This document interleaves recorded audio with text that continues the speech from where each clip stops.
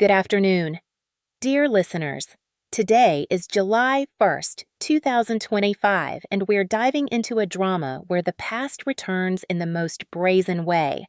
Imagine 18 years of silence, paltry child support, and then a knock at the door from a man who once abandoned a pregnant woman. Now he stands on the doorstep with a suitcase and a smile, as if nothing happened. What will the grown son, who has never seen his father, say to him? Enjoy the listening. Lynn Smith sat on the dorm windowsill, rereading a letter from George Redman. The paper was thin from frequent handling, and the ink was smudged in places either from tears or from the rain she'd run through from the post office. I'll be back soon, sweetheart. Only 3 months left. As soon as I arrive, we'll start our real life. Remember how we dreamed a house, a garden. Kids, everything will happen. I promise. She smiled, pressing the letter to her chest. Tomorrow was an important marketing strategies exam, but her thoughts stubbornly returned to George, serving his last months somewhere near Fort Bliss, Texas. Daydreaming again, her roommate, Brenda, entered the room with a bag of chips. Did your prince send another love ode? His name is George, Lynn corrected habitually, carefully folding the letter. Oh, George Redman. Fancy that. Brenda plopped onto her bed. Just a regular guy from college, and you're getting your university diploma next month. By the way, your dad called again. Reminded you about that spot at his friend's company. Lynn winced. Her parents never hid their feelings about George. He's a nice boy, of course, but not on your level. You deserve more. Angelina. Their story began ordinarily. Neighboring houses, kids growing up together. George was a year older, always defending her from the neighborhood bullies. And then, after high school graduation, he kissed her by the fence between their yards, and everything changed. Lynn's parents, Mr. and Mrs. Thompson, hoped their daughter's infatuation would pass when she went to college, and George went into the army. But 2 years of correspondence only strengthened their feelings. Do you think he hasn't changed? Her mom often asked. 2 years is a long time. Lynn! But she believed and waited. George returned at the end of May, matured, toned, with a short military buzz cut and a scar above his eyebrow. Lynn threw herself into his arms right at the bus station, oblivious to his parents' embarrassed glances. How I missed you, he whispered, burying his face in her hair. Life accelerated. Lynn defended her thesis, and George got a job at a car repair shop, finishing his associate's degree part-time. They planned a fall wedding for when Lynn settled into a job. Why wait? George said, kissing her shoulders. Let's get married in August. George, we need to prepare everything, she replied. I want everything to be perfect. They sat in a small coffee shop they'd frequented since high school. George looked at her tenderly, stroking her fingers. Your parents definitely won't mind. They've resigned themselves. Lynn smiled. Dad even promised to help with the down payment on an apartment. It was a small victory. After long arguments, her parents finally accepted her choice. It helped that George proved himself responsible, quickly found work, and seriously planned for the future. Summer flew by. Lynn got a job at a small firm as a marketing assistant and spent evenings with George. They walked along the waterfront, made plans, and kissed in the park like teenagers. In mid-July, she felt strange. Morning sickness, dizziness. A drugstore test showed 2 lines. Pregnant. George looked at her stunned when she showed him the result. Then he swept her into his arms and spun her around. That's great. Now we'll definitely get married. Lynn laughed through her tears. Everything was falling into place, even if not exactly as planned. What will your parents say? He asked later, when they were sitting on a park bench. I don't think they'll be thrilled. Lynn sighed. But this is our life, George. Her parents indeed received the news without enthusiasm, but didn't argue. The wedding was moved to September. Lynn immersed herself in preparations dress. Restaurant. Guests. That day, she finished work early and decided to stop by the coffee shop for her favorite tiramisu. The cafe was half empty, a few couples by the window, a group of students in the corner, and George. He sat at a far table with his back to the entrance. Opposite him, a girl with copper-red hair. They were holding hands, and George was animatedly telling her something, leaning in close. Lynn froze at the entrance. Something inside her ripped. "Excuse me, are you coming in?" someone behind her asked. George turned at the voice and saw her. Something like guilt flashed in his eyes, but only for a moment. "Lynn?" He stood, awkwardly pushing back his chair. She turned and walked out. He caught up to her on the street. "Wait, it's not what you think." The most cliché phrase.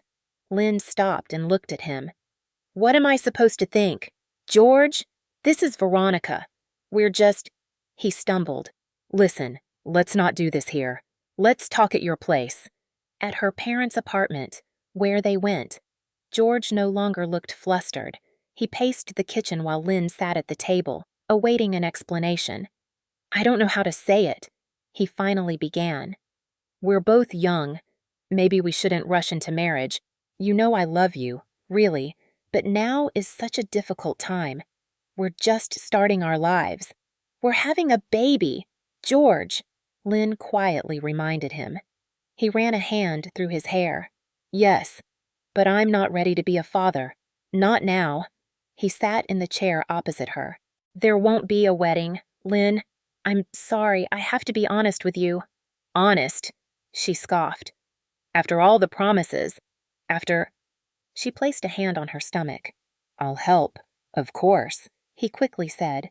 "But, you see, I met Veronica, and—" "Get out," Lynn said quietly but firmly. "Lynn, let's talk." "Get out." She raised her voice, feeling her whole body tremble. When the door slammed shut behind him, Lynn sank to the floor and burst into tears. Dreams crumbled like a house of cards. Her parents found her in the same position, sitting on the kitchen floor, eyes swollen from tears. "What happened?" her mom asked anxiously. "There won't be a wedding." Lynn looked up at them. "George has someone else." Mrs. Thompson hugged her daughter, stroking her hair. "Oh my God, my girl! I knew it," her father said grimly, clenching his fists. "I'm going to that— No, Dad." Lynn shook her head. "Don't. These are my problems." "And what about—" Her mother didn't finish, gesturing with her eyes towards her daughter's stomach. "I'm having the baby," Lynn said firmly. "This is my child." Her parents exchanged glances. Worry was in her mother's eyes, anger in her father's. But they didn't argue. "We'll help," Mr. Thompson simply said. "You're not alone." That night, Lynn lay sleepless, staring at the ceiling. She felt a strange emptiness pain, resentment, anger all mixed into a toxic cocktail. But somewhere deep inside, a determination was born. She would manage. She would prove to everyone, and most of all to herself, that she could build a happy life without George Redman. In the morning, leaving for work, she saw his mother, Mrs. Redman, a plump woman with a perpetually displeased face. She demonstratively turned away, making her feelings clear.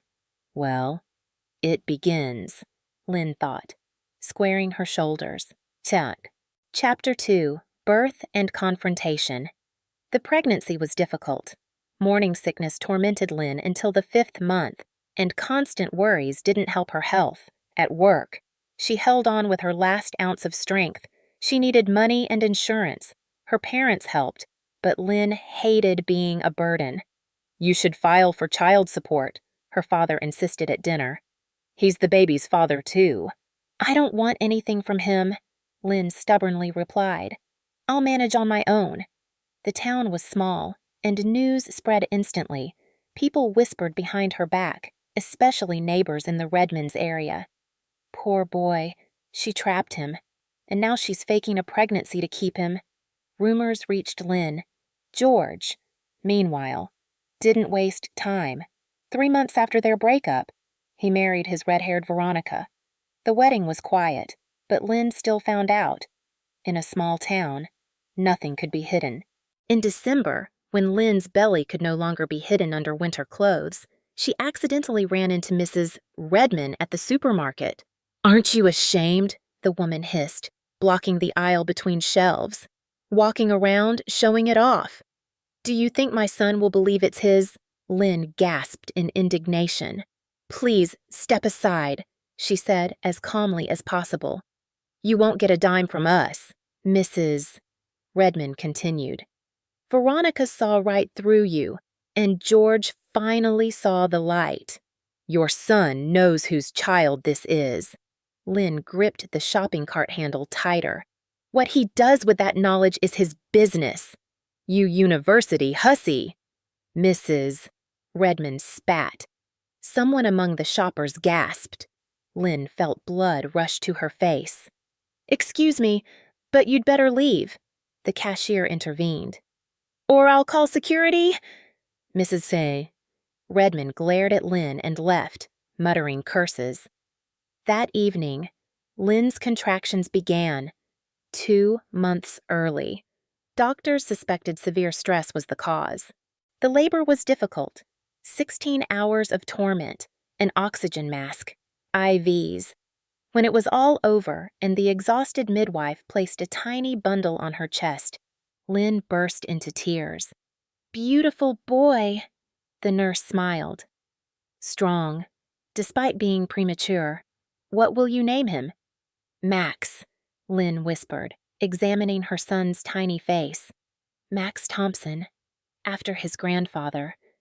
In the birth certificate, the father's name was left blank. Lynn decided to give her son her own last name, Thompson. The first months after Max's birth were a test of endurance for Lynn. The premature baby required special care, frequent doctor visits, and expensive medicine. She barely slept, torn between the baby and part-time jobs. Her maternity benefits were meager. Her parents helped, but they had their own problems. Her father had a heart attack. Her mother was torn between her sick husband and her daughter and grandson. Lynn tried not to burden them, although she felt like she was drowning. In March, when Max was 2 months old, she took him out in his stroller to the playground near their home for the first time. The day was bright but chilly. Lynn bundled her son and settled on a bench, turning her face to the first spring sun. "Oh, my, what a lovely baby," an elderly woman smiled, sitting next to her. "Mine." Lynn nodded proudly, looking at her son. "Does he look like his dad, or you?" Lynn was about to answer when she heard a sharp voice. "Oh, there's no dad, just another single mom." Mrs. Redmond stood by the playground with 2 neighbors. "Excuse me." Lynn frowned. "Nothing to do here." George's mother approached closer. "This is our neighborhood. My son lives in that house." She pointed to the apartment building across the street. "With his wife. She's pregnant, by the way. It's bad for her to get upset." "The playground is a public place," Lynn replied calmly, though her heart pounded in her chest. "I have every right to be here." "The whole building is talking about..." Mrs. Redmond raised her voice. "Who is the father of your baby? George is looking out the window, getting agitated, and it's bad for his wife to worry." The neighbors whispered. Someone pulled out a phone and started recording. "Your son knows very well who the father of my child is." Lynn began gathering her things. "And if he's so sensitive that he gets agitated seeing an ex-girlfriend with a stroller, that's his problem." "You wicked girl." Mrs. Redmond stepped towards the stroller. Lynn shielded it with her body. "Don't come closer," she said quietly but firmly. "I'm leaving. But not because you're right, but because I don't want my son to hear this scandal." She turned the stroller and walked away. Feeling her hands tremble, shouts continued behind her, but she didn't look back. at home. Lynn couldn't calm down for a long time. The enraged face of her almost mother-in-law haunted her. This can't go on, she decided. The next day, she made an appointment with a lawyer. File for child support, the older woman with tired eyes repeated. We can, but you'll have to prove paternity. Like a DNA test. If the father refuses voluntarily, it will have to be through court. Lynn hesitated.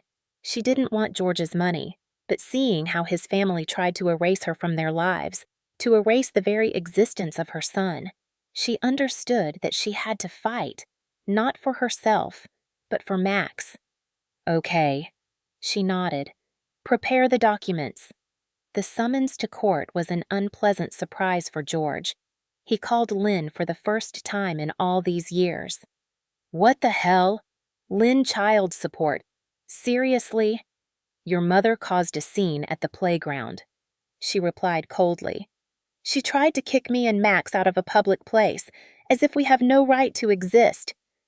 Mom is just protecting her family, he said, and I'm protecting my son, your son, George, or do you doubt it? A pause hung in the air. Veronica is pregnant, he finally said. I don't have time for this now. Congratulations, Lynn replied dryly. See you in court. The court ordered a genetic examination. The results left no doubt. George was Max Thompson's biological father. The court ruled to collect child support equal to a quarter of the defendant's earnings. Satisfied, Mrs. Redmond hissed, bumping into Lynn in the courthouse corridor. You wanted money. I needed recognition, Lynn replied calmly. So, my son knows he has a father, and so that father bears responsibility. I hate you, the woman spat. You ruined my son's life. No, Lynn shook her head. He made his own choice. The first child support payment came a month later, a laughable sum barely enough for a pack of diapers. But it wasn't about the money. Lynn felt she had won the first round in the fight for her and her son's dignity. In Chapter 3, New Shores. Summer brought another trial. Lynn's uncle, Victor Miles, her mother's brother, suddenly died of a stroke in his apartment in San Francisco. He was a bachelor, had no children. The 2-bedroom apartment in the Mission District was inherited by his only sister, Lynn's mother. We'll sell the apartment and help you buy your own place, Mrs. Ike Thompson told her daughter after the funeral. You need your own home, your own life. Lynn thought about it. The last few months had been unbearable constant clashes with the Redmonds, whispers behind her back, the fatigue of the cramped parental apartment where they lived as a family of 4. What if I moved to San Francisco, she suddenly said, to Uncle Victor's apartment? Her parents stared at her in amazement. Are you crazy? Her father exclaimed. With a small child, alone in a strange city. I'm a marketer. Dad, there are tons of job openings in San Francisco. Salaries are higher, and there are more opportunities for Max, too. But we won't be able to help you there, her mother said, flustered. You've already done so much for us. Lynn hugged her parents. But I need to move on. Here, I'll always be the girl Redmond dumped. And there, no one knows our story. A clean slate. Her parents argued for several more days, but Lynn stood her ground. Deep down, they understood her. The small town suffocated her, reminding her at every turn of past mistakes. In August, when Max turned 6 months old, Lynn and her son moved to San Francisco. Uncle Victor's apartment turned out to be spacious, bright, with a view of a quiet courtyard. In the nursery, formerly Victor's study, Lynn hung a world map. Look, Max, she said, holding her son in her arms. This is your new home, and the whole world is ahead of you. Behind her remained the small town, the failed wedding, and the people who never became family. Ahead lay uncertainty, but also the freedom to start anew. You haven't changed your mind? Her father asked as they unloaded the last boxes from the car. It's not too late to cancel everything. Dad, Lynn smiled. I'm sure this is the best decision for Max and me. Mr. Thompson hugged his daughter, trying to hide the moist sheen in his eyes. I'm proud of you, sweetheart. You'll manage. Her parents left 2 days later, leaving the refrigerator stocked with food and a promise to visit as often as they could. Lynn stood by the window, holding Max in her arms, and watched her father's Toyota disappear around the bend. A strange feeling enveloped her, a mix of fear and freedom. Well, Max, she whispered, kissing her son's head. Now it's just you and me. We'll manage. Max cooed something, as if agreeing, and Lynn laughed, for the first time in many months. She felt hope. The first few weeks in San Francisco proved harder than she expected. The money saved for adaptation dwindled faster than she wanted. The apartment needed minor repairs, a leaky faucet, creaky floorboards, faulty wiring. Max was fussy, getting used to the new place. Job searches dragged on. You have a small child, another HR manager would say, pursing her lips. We can't take that risk. But I have experience, recommendations, Lynn insisted, and I'm willing to work more than required. We'll call you, was the invariable reply. No one called back. One damp October day, rocking a sniffly Max. Lynn almost gave up. She wanted to pack her bags and go home, under her parents' wing, to a familiar world, however bitter. No, she told herself, looking into her son's tear-filled eyes. We'll manage. We just need time. She called an old college friend who had moved to San Francisco 3 years earlier. Lynn, no way, exclaimed Christine on the other end of the line. You're in San Francisco with a baby. Alone. Oh my, so many questions. So many. Again, they met at a cafe near Lynn's apartment. Christine worked at a large advertising agency and had already built connections. Listen, we're actually looking for a marketer in the digital communications department, she said after hearing her friend's story. But you need to know social media and analytics well. I can learn, Lynn said confidently. Give me a week. Christine looked at her with doubt, but wrote down the HR director's contact information. All the next week, Lynn stayed up nights, studying trends, case studies, taking online courses in digital marketing. During the day, she took care of Max. In the evenings, she prepared for the interview. Are you sure you can handle it? Christine asked on the phone. It's a serious workload. I have no choice, Lynn simply replied. She aced the interview. Her analytical mind and natural determination played their part. She was hired with a probationary period and the possibility of working partly remotely. What about the child? Asked the department head, an older man with a discerning gaze. I have a plan, Lynn confidently replied. The plan involved hiring a nanny, Mrs. Davis, a kind retiree from the next building, gladly agreed to sit with such a lovely boy 3 days a week. The rest of the time, Lynn worked from home, often late into the night. Gradually, life improved. Max grew, became stronger, and got sick less often. Lynn settled into her job and even received her first bonus for a successful campaign. Colleagues respected her for her professionalism and diligence, though they wondered how she managed everything. No secret, Lynn laughed. I just sleep less. Her parents visited twice a year, for Christmas and in the summer. They brought gifts, spoiled their grandson, and helped with repairs.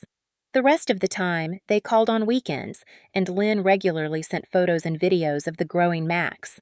There was no news from George, except for the meager child support payments that came into her account. Through mutual acquaintances, Lynn learned that he had a daughter, that he still worked at the auto repair shop, and that his mother still spread nasty rumors about Lynn. But now it all seemed so distant and unimportant. Mom, where's my dad? Max asked one day when he was about 3. They were sitting in the park, watching a young father ride his son on his shoulders. Lynn froze. She had prepared for this question, but it still caught her off guard. Your dad lives in another city, she answered honestly. He couldn't be with us? Is he bad? Max asked seriously. No. Lynn shook her head. He just has a different life. When you get older, I'll tell you more, I promise. Max nodded and soon forgot the conversation, engrossed in playing with other children. But Lynn couldn't calm down for a long time. She knew that sooner or later she would have to tell her son the whole truth, and she was afraid it might hurt him. Time flew. Max went to kindergarten, then to school. He showed a talent for drawing. He could sit for hours with a sketchbook, creating surprisingly detailed pictures for his age. Lynn enrolled him in an art studio, where the teacher immediately noted the boy's unusual color perception. "Your son has a rare gift," said the elderly artist with a disheveled gray beard. "He sees the world differently. This needs to be developed." Lynn was proud of her son and herself for being able to create a stable, happy life for him despite all the difficulties. By age 30, she became a marketing department head, bought a used but reliable car, and started saving for Max's education, sometimes at night, looking at her sleeping son. She thought about George, not with longing or resentment. Those feelings had long since faded. Rather, with bewilderment. How could someone abandon such happiness? How could someone not want to be a father to this amazing boy? But life went on, and it was good without George Redman. When Max turned 10, Lynn was promoted to creative director of the agency. The new position brought not only more money, but also more freedom. She could afford a vacation with her son by the sea, a new laptop for his studies, and expensive art supplies. "Mom, look what I drew." Max held out a watercolor sheet depicting San Francisco in the rain. Water streamed down bridges and facades, reflecting colorful highlights in puddles. "This is amazing, Max." Lynn admired the work. "You're becoming a real artist." The boy smiled shyly, but it was clear he appreciated the praise. That same year, his works were featured in a city exhibition of young talents. Lynn stood in the gallery, listening as visitors admired her son's paintings, and felt her heart swell with pride. "Amazing sense of light," said an elegantly dressed middle-aged man, standing before Max's work. "Who is his teacher?" "He studies at a studio attached to the art school," Lynn replied. "With Mr. Leonard Hayes." "Ah, Hayes. Old school." The man nodded. "But the boy has his own vision. It's not just technique, it's a gift." It turned out the man was the director of a prestigious art school. After a short conversation, he handed Lynn a business card. "Bring your son for an audition. If everything is as I think, we'll find a place for him in our school." A month later, Max became a student at the San Francisco Art Institute. It was prestigious and expensive, but Lynn decided that for her son's talent, it was worth the expense, especially since, after the interview, the boy was offered a partial scholarship. Life continued. Lynn occasionally dated men, but no relationship grew serious. Perhaps she worked too much, or was too afraid to trust someone again. Or maybe she just hadn't met someone she and Max truly liked. "You need to get your personal life in order," her mother often said during her visits. "Max will be a teenager soon. He needs a male role model." "He has a dad and you." Lynn waved her off. "And he has many wonderful male teachers. I'm not going to date just anyone for a male role model." "I'm not talking about just anyone." Mrs. Thompson sighed. "But you're so beautiful, successful. Don't you want a family?" Lynn didn't know what to say. Sometimes, especially on cold winter evenings, she longed for a warm embrace, a shoulder to lean on. But then she remembered standing alone with a baby in her arms, and the fear of being abandoned again outweighed everything. Max grew into a thoughtful, somewhat reserved, but very creative child. Ordinary boyish games held little interest for him: soccer, fights, computer games. He preferred spending time at his easel or reading. Sometimes Lynn worried that he was too different from his peers. "Don't worry," her school psychologist reassured her. "He's just an introvert with a rich inner world. He has friends, just not many, and that's normal. When Max turned 12, Lynn decided it was time to tell him the truth about his father. Not everything, of course, but enough for him to understand the situation. "Max," she said one evening as they sat in the kitchen having tea, "you never ask about your father." The boy shrugged, not looking away from his mug. "I know he didn't want to be with us, and that he lives in our old town." "How do you know?" Lynn was surprised. "Overheard you talking to Grandma," Max confessed. "And I also saw his name in the mail notifications. George Redman." "Yes," Lynn nodded, surprised by her son's perceptiveness. "I'm sorry I didn't tell you earlier. I wanted to protect you." "Me," the boy finished. "I know. Mom, it's okay. I don't need him." Something in his voice made Lynn uneasy. "Max, what happened between your father and me has nothing to do with you. He just wasn't ready to be a dad. Many men are scared of responsibility." "Or maybe he's just a bad person?" Max quietly asked. Lynn thought about it. She wanted to say yes, but that wouldn't be honest. "No, I don't think he's bad," she finally replied. "Just weak. And he made a choice I hope he regrets." Max nodded, as if this confirmed his own thoughts. "I'm glad we moved," he said. "It's better here. And I have art school." Lynn hugged her son, feeling her heart tighten with love and pride.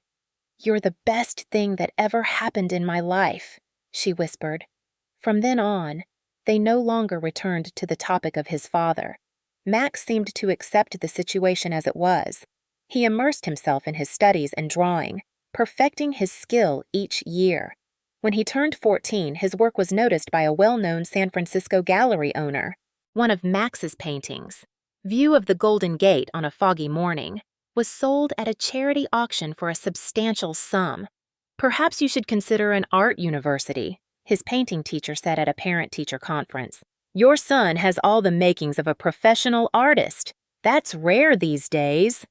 Lynn was proud of her son's success, but sometimes she worried they were putting too much pressure on the teenager.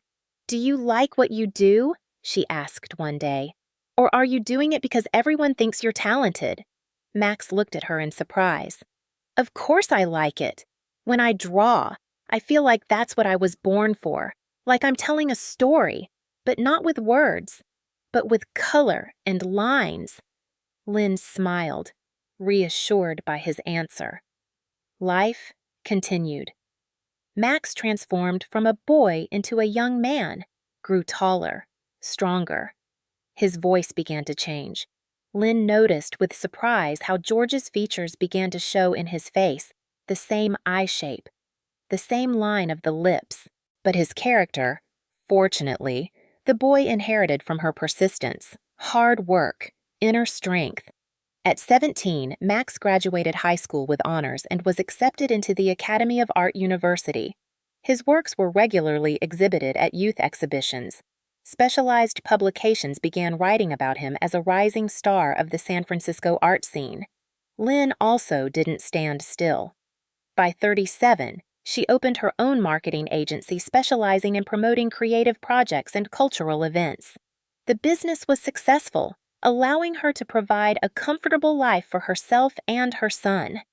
There was still no news from George, except for the monthly child support payments, the amount of which remained laughably small. Lynn had long stopped paying attention to them. She put this money into a separate account, considering it Max's. Let him decide what to do with it when he became an adult.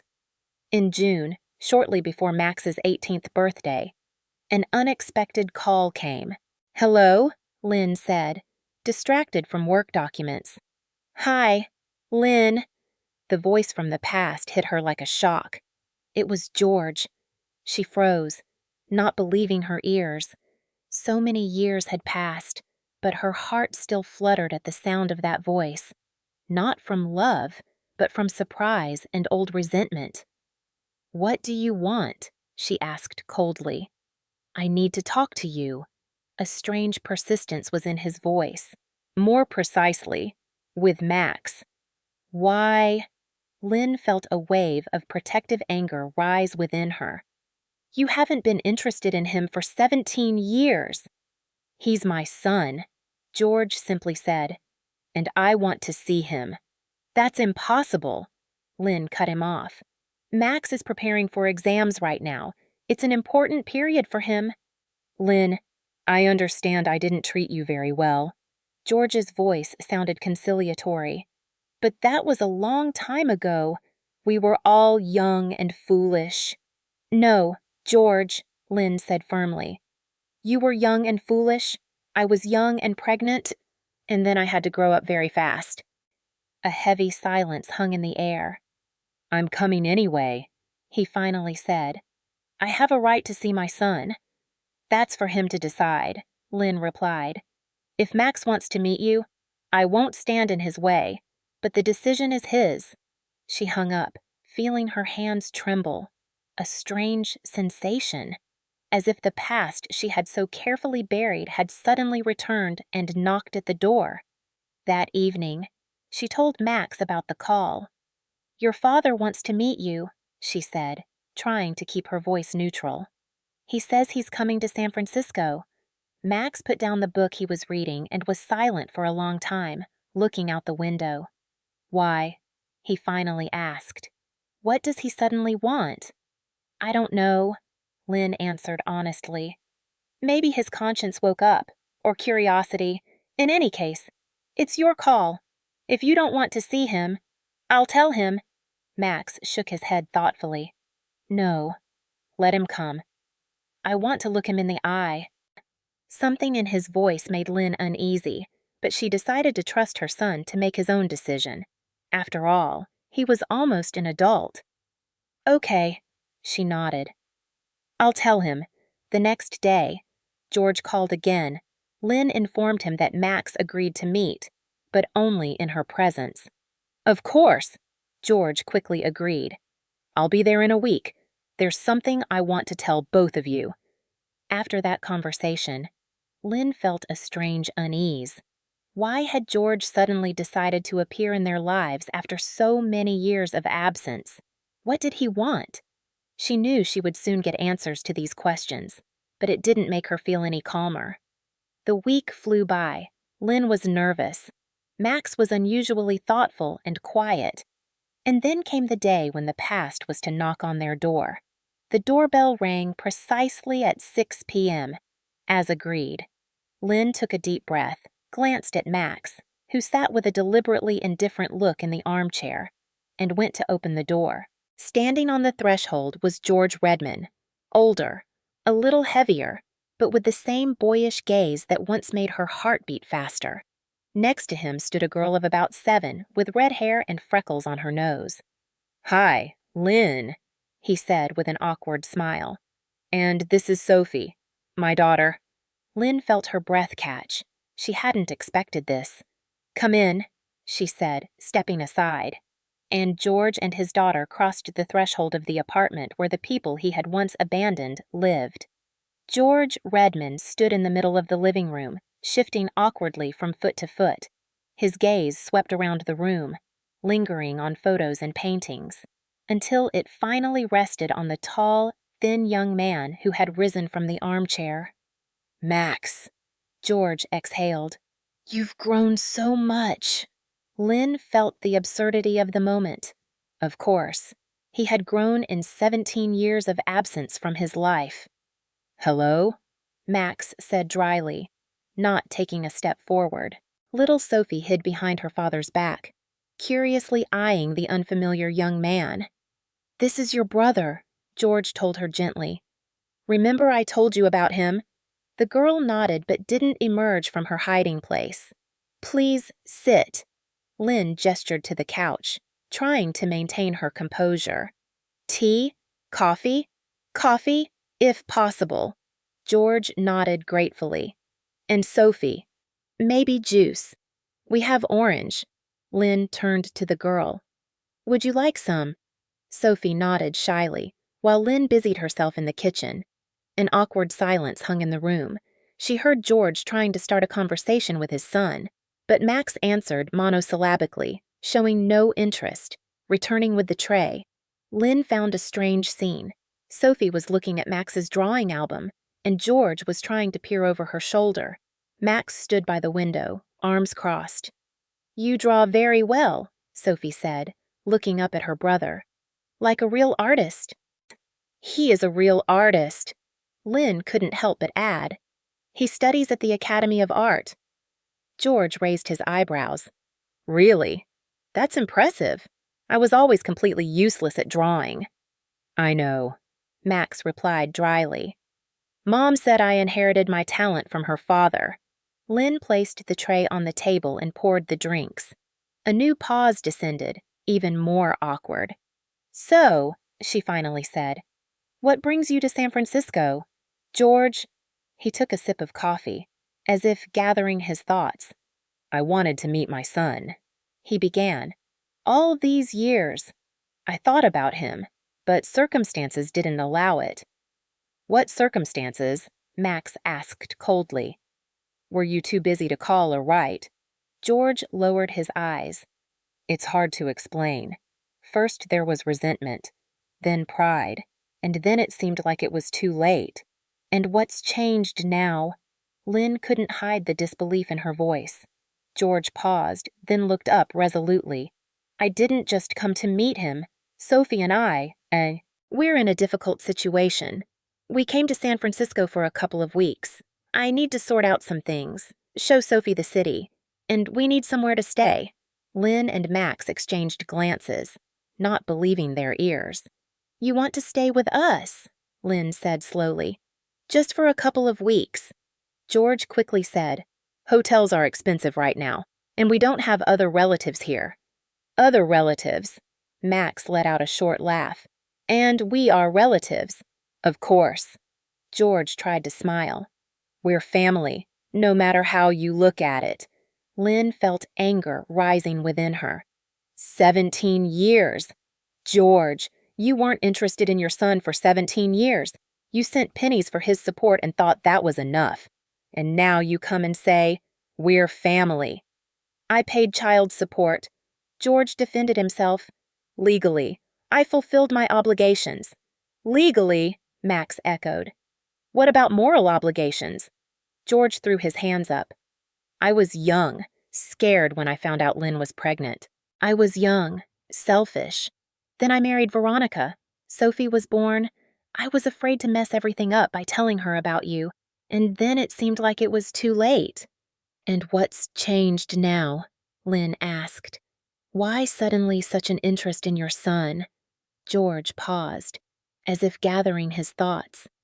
"When Veronica left, abandoning Sophie, I realized I did the same to you, Max, and it opened my eyes. I don't want to be that kind of person." "Convenient epiphany," Lynn remarked. "Just when you needed help." "I'm not asking for money," George quickly said. "Just a chance to mend things. Sophie needs a brother, and He looked at Max. "I need a chance to correct my mistake." Max stood up and paced the room. His movements were sharp, tense. "I've imagined this meeting my whole life," he finally said. "I thought about what I'd say to you when you appeared, what you'd answer. But now—" He shook his head. "Now I just feel nothing. You're a stranger to me." Lynn saw George's face contort in pain, but couldn't find sympathy within herself. He deserved every word. "I understand," George said quietly. "But maybe we could just get to know each other. Without obligations, I'll be in town for 2 weeks. We could meet a few times, talk." Max looked at his mother, as if seeking advice. Lynn shrugged. This had to be his choice. "One meeting," Max finally said. "Tomorrow, in a neutral place, without her." He nodded towards Sophie. "I want to talk to you alone." George nodded. Hope flickered in his eyes. "Thank you. Where and when?" "Noon at the Dream Cafe on Market Street." Max said. "You know where that is?" "I'll find it." George smiled. "Thank you. Truly." He turned to Lynn. "And thank you for raising such a son, for not turning him against me." even though you had every right. Lynn nodded coldly. She had nothing to say to this man. Sophie took off her headphones and looked up. Daddy, are we staying here? No, sweetie. George stroked his daughter's head. We're going to a hotel, but tomorrow I'll meet your brother and you'll spend time with Aunt Natalie. With whom? Lynn frowned. My colleague, George explained. She already lives in San Francisco. She'll help us with housing and work. Lynn noticed him blush and suddenly understood. Colleague? Right. Here's the real reason for the move. We should go, George said, standing up. Thank you for having us. And see you tomorrow. Max. When the door closed behind them, Lynn leaned against the wall and closed her eyes. I can't believe it, she whispered. So many years.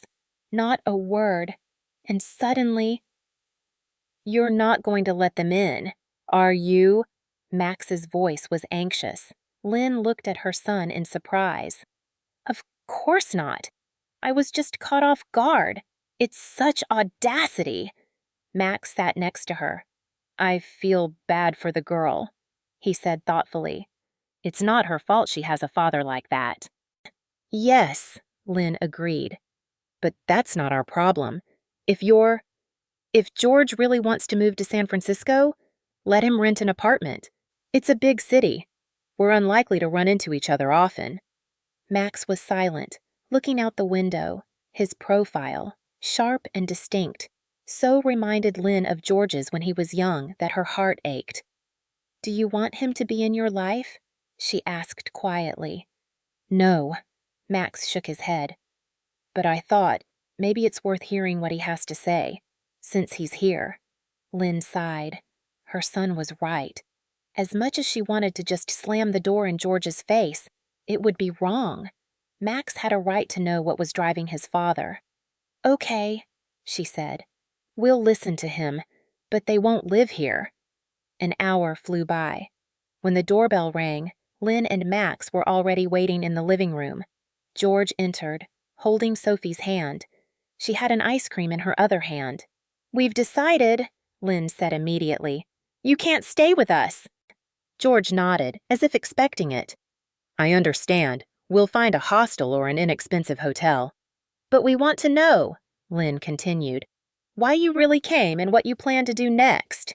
George sighed and turned to his daughter. Sophie, play on your tablet for now. Okay, we need to talk about adult things. The girl nodded and settled into the armchair with her tablet, putting on headphones. I told the truth, George began when they sat at the table. I really want to move to San Francisco. After Veronica left, it became difficult in our town. Everyone knows our story. Everyone talks. It's not easy for Sophie either. And you decided to start a new life at the expense of the people you once abandoned. Lynn couldn't contain her sarcasm. No, not at your expense. George shook his head. I just wanted to meet my son and correct a mistake.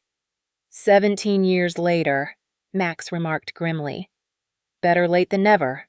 George smiled weakly. Listen, I understand your resentment, but maybe we could at least try to get to know each other. Max looked at him with an inscrutable expression. Why? So you can feel better, or so I can get a father figure? No, just, George stumbled. You're my son. I want to be part of your life. I've been your son all these years, Max said quietly. Where were you then? George lowered his eyes. I know I was wrong. I chickened out when I found out Lynn was pregnant. I was young, selfish. Then I married Veronica. Sophie was born. I was afraid to mess everything up by telling her about you. And then it seemed like it was too late. And what's changed now? Lynn asked. Why suddenly such an interest in your son? George paused, as if gathering his thoughts. When Veronica left, abandoning Sophie, I realized I did the same to you, Max, and that opened my eyes. I don't want to be that kind of person. Convenient insight, Lynn noted. Just when you needed help? I'm not asking for money, George quickly said. Only an opportunity to mend our relationship. Sophie needs a brother, and I—" He looked at Max. "I need a chance to correct my mistake." Max stood and paced the room. His movements were sharp, tense. "I've imagined this meeting my whole life," he finally said. "I thought about what I'd say to you when you appeared, what you'd answer. But now—" He shook his head. "Now I just feel nothing. You're a stranger to me." Lynn saw George's face contort in pain, but she couldn't find sympathy within herself. He deserved every word. "I understand," George said quietly. "But maybe we could just get to know each other. Without obligations, I'll be in town for 2 weeks. We could meet a few times, talk." Max looked at his mother, as if seeking advice. Lynn shrugged. This had to be his choice.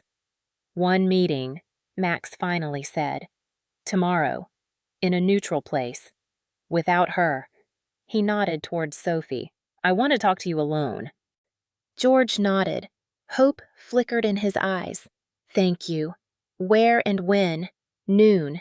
At the Dream Cafe on Market Street," Max said. "You know where that is?" "I'll find it." George smiled. "Thank you. Truly." He turned to Lynn. "And thank you for raising such a son, for not turning him against me, even though you had every right." Lynn nodded coldly. She had nothing to say to this man. Sophie took off her headphones and looked up. "Daddy, are we staying here?" "No, sweetie." George stroked his daughter's head. "We're going to a hotel, but tomorrow I'll meet your brother, and you'll spend time with Aunt Natalie." "With whom?" Lynn frowned. "My colleague," George explained. "She already lives in San Francisco. She'll help us with housing and work." Lynn noticed him blush and suddenly understood colleague. "Right. Here's the real reason for the move." "We should go," George said, standing up. "Thank you for having us. And see you tomorrow. Max?" When the door closed behind them, Lynn leaned against the wall and closed her eyes. "How are you?" Max asked, approaching her. "That's what I should be asking." She smiled faintly. "Are you sure you want to meet him tomorrow?" "Yes." Max nodded gently. "It's between him and me." Lynn nodded, fighting the urge to protect her son, though she knew he no longer needed protection. Max left at 11, saying he wanted to walk around before the meeting. Lynn was left alone with her thoughts and memories. She tried to work but couldn't concentrate. Questions swirled in her head. What were they talking about? What would George say to his son? What would Max answer around 3 p.m.? The front door slammed. Max returned with a stony face and cold eyes. "How did it go?" Lynn asked cautiously. "Fine," he replied curtly. Walking into his room, Lynn followed him. "What did he say?" Max sat on his bed and was silent for a long time before answering. "A lot. He apologized, told me about his life, asked about me, about my studies, about my drawing. He said he wants to make up for lost time." "And what did you say?" Max looked up at her, and Lynn flinched at the coldness in his gaze. "That I don't need him, that I grew up without him and can manage fine, that he can live wherever he wants. But he has no place in my life." Lynn sat next to her son. "Max, I understand your resentment, but maybe you should give him a chance. He's still your father." "Biological father," Max clarified. "Nothing more. A real father is someone who raises you, teaches you, loves you. He didn't do any of that." Lynn placed a hand on his shoulder. "What did he say to that? That he understands my feelings, that he'll wait as long as it takes, that he hopes to earn my forgiveness over time?" Max scoffed. "I told him he doesn't need to bother. I don't need a father who only remembered me when his wife left him." "And Sophie?" Lynn asked quietly. "She's not to blame." Max sighed. "I know. I said I have nothing against her. If she ever wants to meet me when she's older and can decide for herself, I won't refuse, but I won't communicate with him." Lynn hugged her son, feeling both pride and anxiety. Pride for his strength and principles. Anxiety because she knew how painful it was to live with that resentment inside. "Are you sure this is what you want?" she asked. "Absolutely," Max nodded. "I've thought about this for years, and yesterday, and this morning, I want to live my life without the shadow of that man." There was such determination in his words that Lynn didn't argue. She knew her son. If he had decided something, it was impossible to change his mind. In that, he was like her. In the evening, the phone rang. "George, I'm not going to talk to him," Max said when Lynn showed him the phone screen. She nodded and answered. "Hello, Lynn. It's me." George's voice sounded tired. "I wanted to say we're leaving tomorrow. Going home." "I thought you were going to move to San Francisco," she said, surprised. "Max made it clear he doesn't want to see me," George said quietly. "And I understand him. I don't want to complicate his life with my presence." Lynn felt a strange relief, mixed with something akin to pity. "What will you tell Sophie?" "The truth." George sighed. "That her brother isn't ready to communicate with us, that we need to respect his decision. And what will you do next?" "Go home, raise my daughter. I'll try not to repeat my mistakes." There was bitterness in his voice. "Tell Max that I understand his decision and that I'm proud of him, even if I don't have the right to be." "I will," Lynn said, though she knew her son wouldn't care. "And Lynn, you did a great job. He grew into a wonderful person because of you." "I know," she simply replied. When the conversation ended, Lynn sat for a long time, looking out the window. In 17 years, she had built a new life for herself and her son. Without George, without his family, without the past. And now, when the past tried to return, she realized how strong their new world had become. "He's leaving." Max stood in the doorway, watching her. "Yes," Lynn nodded. "Tomorrow, with Sophie." "Good." Max turned away, but Lynn managed to catch a shadow on his face. "Do you regret it?" she asked quietly. "No." Her son shook his head. "I just think some mistakes can't be fixed, no matter how much you want to." He walked to the window and looked out at the evening San Francisco for a long time. The city that had become their home, their fortress, their new beginning. "You know," he finally said, "I'm grateful to him for one thing." "For what?" Lynn was surprised. "For leaving then." Max turned to her. "If he hadn't, we would have never moved here. I wouldn't have become an artist. You wouldn't have started your agency. We wouldn't have become who we are." Lynn went to her son and hugged him, feeling a lump rise in her throat. He was right. Sometimes the most painful events turn out to be turning points leading to a better life. "I love you," she whispered, "and I'm proud of you every day." "I love you too, Mom." Max hugged her back tightly. "And I'll always be here." The next day, they didn't leave the house. As if afraid of accidentally running into the departing George and Sophie, Lynn ordered pizza. They watched old comedies and discussed Max's upcoming art exhibition. In the evening, when Lynn checked her email, a short message arrived from George. "We've left. Thanks for everything. If Max ever wants to contact me, I'll be waiting."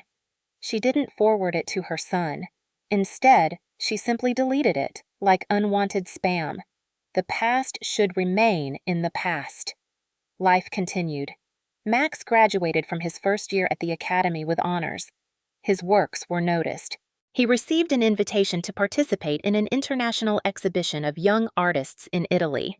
Lynn expanded her agency, opening a new direction for promoting art projects. Sometimes, looking at her son, she saw George's features in him, the same broad shoulders, the same jawline, but everything else his character, values, outlook on the world was hers. Or rather, their common creation, a mother and son who had gone through difficulties and built their own world.